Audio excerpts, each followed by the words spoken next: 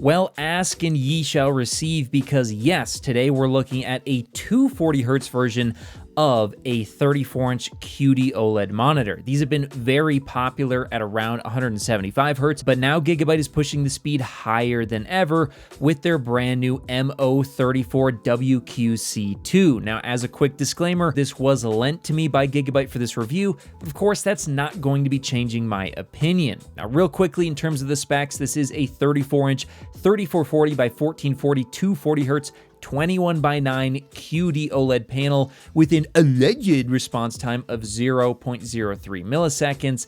Yes, it will support G-Sync and FreeSync and does come with the standard VESA Display HDR True Black 400 certification. Now, in terms of the overall design, it looks pretty decent. I like the gray color, and it doesn't scream gamer, which is very nice, but in terms of the stand, it's got some serious clown shoe energy, and it also doesn't rotate clockwise or counterclockwise for some reason, but not the end of the world, as you can mount it on a standard 100 by 100 millimeter VESA stand. Now, in terms of the ports, pause if you need to. Yes, it does have HDMI 2.1. However, I did have some, I think around 7-second alt-tab times out of full screen games. So I do believe there's some sort of display stream compression going on here, but I can't confirm. Now, in terms of the price, currently I did see it coming in at around $999, and it does have a 3-year warranty, including panel burn-in. And if any of this sounds interesting to you at any point, I will have affiliate links to this product in the description below. But as good as this might sound, does it actually deliver? And what sets this one apart from the so many other 34-inch OLEDs? Well, let's take a look, first starting off with the color, and this is definitely where QD OLED shows its strengths. I just still have not run across any other display technology which can give you the amount of color and pop that QD OLED can. I mean, if you were to play something like Mario on this screen, you're gonna see reds in a way that other displays just can't quite give it to you in HDR, and that's really, really impressive and something that I love about these panels. But in terms of the accuracy, well, out of the box for SDR, it's pretty decent, but in the sRGB mode, it looks like white is going to be a little bit tinted red, which is unfortunate, and it does have, I'd say, mediocre color accuracy in this sRGB mode, which, by the way, I will have the best settings for this display linked in my Patreon in the description below, and likewise in HDR, it's decent, but it's not excellent, both in terms of tracking EOTF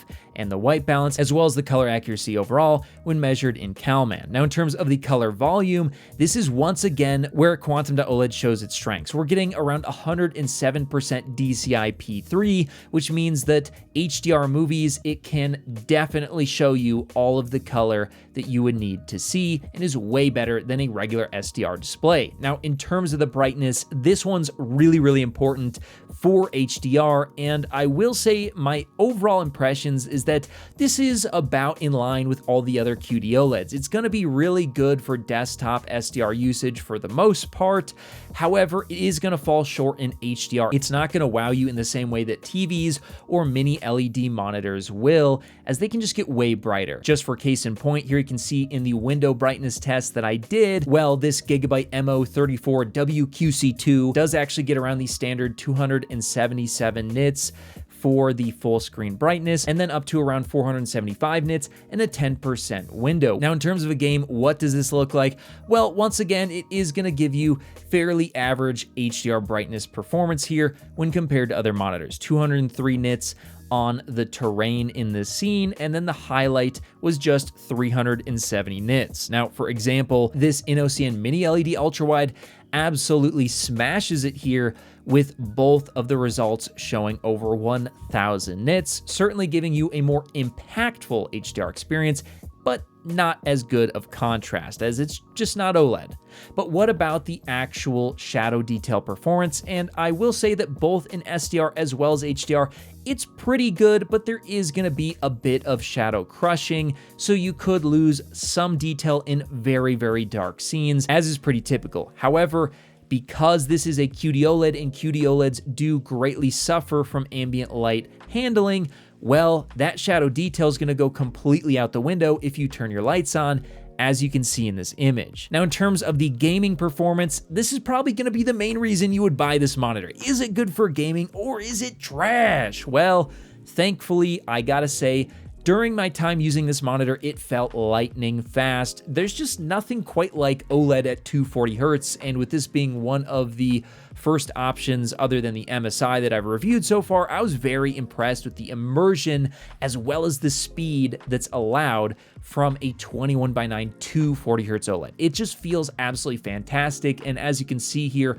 in the latency testing, it's also pretty good, coming in with just 26 milliseconds of total system latency. Also, because OLED has those near instantaneous response times, look at how clear this thing is in motion at 240 Hertz. That is wild. You can clearly make out that it's saying better than 60 Hertz at 240 Hertz, and this is one of the best results that I've ever captured. This looks excellent in motion, making it a great option for competitive gaming if you can get used to an ultra-wide monitor in those games. Now, in terms of the features, pause if you need to, but I do want to highlight just a few here, as they do actually have picture-in-picture / picture-by-picture KVM, and then most importantly, the tactical switch, which can allow you to actually shrink the size of the screen to theoretically get more performance if you're struggling, which could help you do a little bit better in your games. Now, in terms of the text clarity and subpixel layout, I gotta say it's not great. Now, look, no QD OLEDs are great, but this is actually what appears to be the first revision of QD OLED. And while I don't notice a big difference in terms of text clarity overall between the original version that this seems to be sporting and the latest version of QD OLED, as they're both in triangle fashions, there is one thing that you might want to consider when looking at this, and that's the idea that I believe Samsung has claimed that the durability of their latest QD OLED panels is greater. Now, I don't know if they've ever specified what that means, but what we've been taking that to mean is that theoretically, their latest OLEDs should be less susceptible to burn-in than this one is here. Now, whether or not that turns out to be true, only time will tell, but that is something you may want to consider. And overall, I wasn't too impressed with the text clarity at 1440p with this triangle arrangement, which is not typical.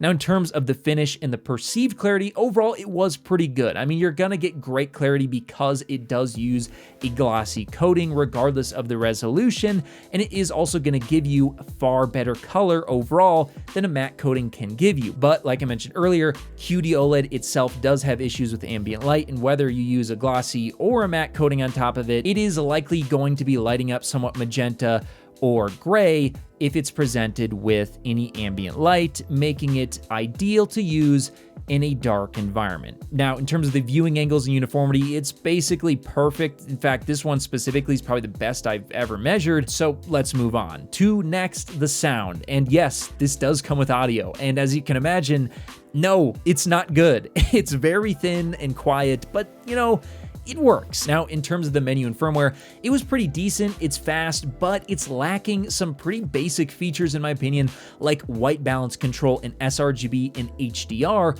which is crucial for creators who would want to be using this monitor. And it's disappointing that Gigabyte is still not adding that to their monitors. Hopefully that can be added in a future firmware update. And in terms of the G-Sync flickering, yes, you will likely run across some of this in some games, but your mileage may vary depending on your frame rate as well as what game you're doing.